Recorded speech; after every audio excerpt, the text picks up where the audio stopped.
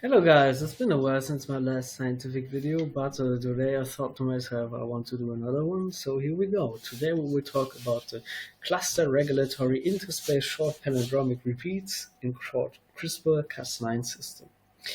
So, how is this generally built? So the gene locus of the CRISPR gene or the CRISPR genes always starts with Cas genes.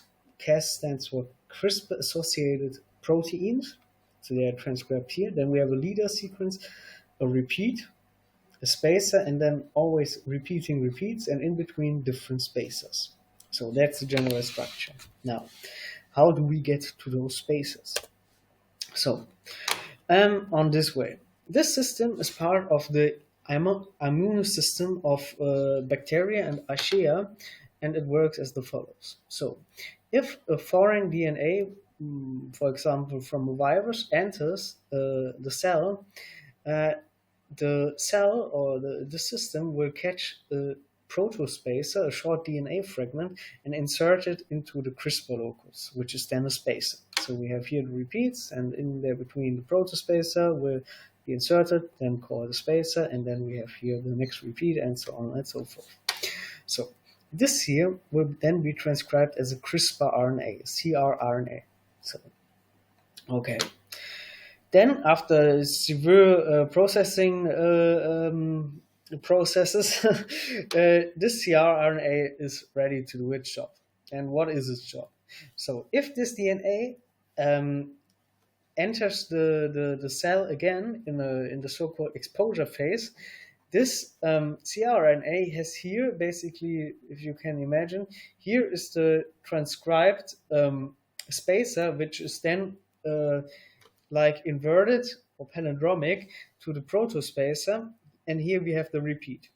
And this protospace, this spacer part, this inverted spacer part, if you want so, or this palindromic spacer part, can then bind onto the protospacer. And here onto the repeat, a tracer RNA, a trans-activating CRISPR RNA can bind, and by this combination of these two RNAs, the Cas9 can be recruited.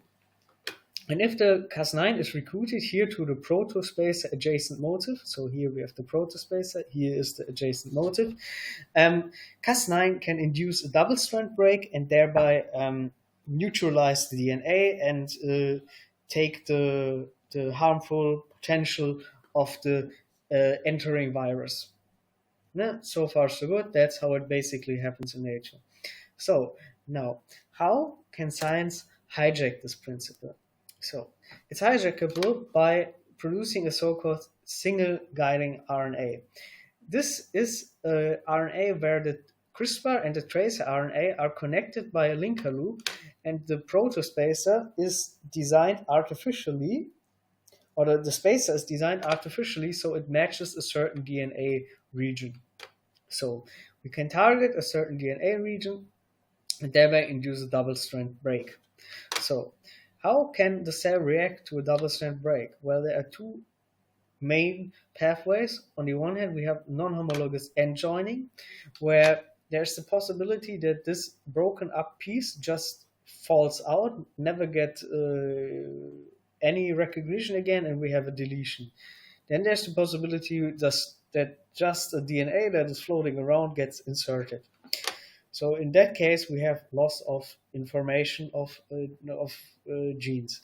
But there's also the possibility to have a homology-directed repair. In that case, a donor template will anneal to the broken strands, and what is in between will be inserted here. So now, if scientists want to delete a gene, they will cut it and just let it float away. But if they want to insert something, maybe a helpful gene or so, they can cut the DNA at a certain point and then provide this donor template in a big amount, and then here at this predetermined position, it can be inserted and a new gene is introduced, or a new gene part is introduced into the DNA. Yeah, and that's the basic principle and how we can hijack it. If you want to read that in more detail and even more, I will link you the review I wrote about it in the description. And I thank you very much for listening. Like, share, subscribe if you want to. And yeah, thank you until next time.